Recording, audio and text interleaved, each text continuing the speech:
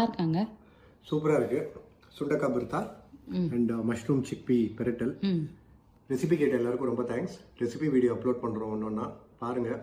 நீங்களும் குக் பண்ணுங்கள், எப்படி இருக்குன்னு கமெண்ட் பண்ணுங்கள். ஹெல்த்தியாக சாப்பிடுங்க. ஹாய் வியர்ஸ், சுண்டக்காய் பர்த்தா பண்ணுறதுக்கு சுண்டக்காவை இப்படி நல்லா அதோட காம்பெல்லாம் கிள்ளி க்ளீன் பண்ணி நல்லா வாஷ் பண்ணி எடுத்துக்கோங்க. ஓகே, சுண்டக்காவை இப்படி 1-2 இடித்து எடுத்துக்கோங்க. இடித்த சுண்டக்காவை இப்படி தண்ணியில் போட்டு லைட்டாக அலசி எடுத்துக்கோங்க. தேவையில்லாத விதையெல்லாம் நீங்கிரும். இப்போ சுண்டக்காய் பொறுத்தாக்கு தேவையான ஐட்டம்ஸ்லாம் பார்த்துடலாம்.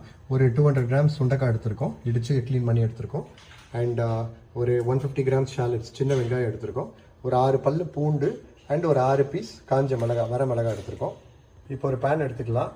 இதில் கண்டிப்பாக நீங்கள் கடுகு எண்ணெய், மஸ்டர்ட் ஆயில் மட்டும்தான் யூஸ் பண்ணணும், வேறு எந்த ஆயிலும் யூஸ் பண்ணக்கூடாது. இது மட்டும்தான் அந்த டேஸ்ட் உங்களுக்கு கொடுக்கும்.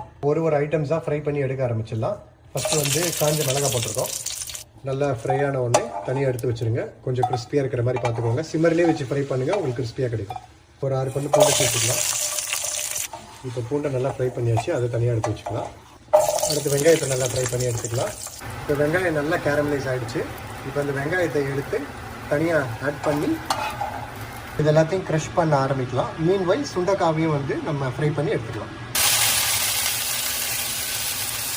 பார்த்தீங்கன்னா சுண்டக்காவும் நல்லா கிறிஸ்பியாக சுருண்டு வந்துருச்சு. இந்த டைமில் சுண்டக்காவையும் நம்ம மாற்றிக்கலாம். இப்போ நல்லா சாப் பண்ணி வச்சுருக்க கொரியாண்டர் லீவ்ஸ் ஆட் பண்ணிக்கலாம், கொத்தமல்லி. அண்ட் தென் டேஸ்ட்டுக்கு நாங்கள் கொஞ்சம் சால்ட் ஆட் பண்ணுறோம். நாங்கள் பிளாக் சால்ட் யூஸ் பண்ணுறோம். உங்கள்கிட்ட இருந்தால் யூஸ் பண்ணுங்கள், இல்லை வேறு எந்த சால்ட் இருந்தாலும் யூஸ் பண்ணிக்கோங்க. இப்போ இதை நல்லா பிசைஞ்சு க்ரஷ் பண்ணி எடுத்துக்கலாம். இப்போ பார்த்தீங்கன்னா நல்லா க்ரஷ் பண்ணி எடுத்தாச்சு. சுண்டக்காய் பர்த்தா ரெடி ஆகிடுச்சு.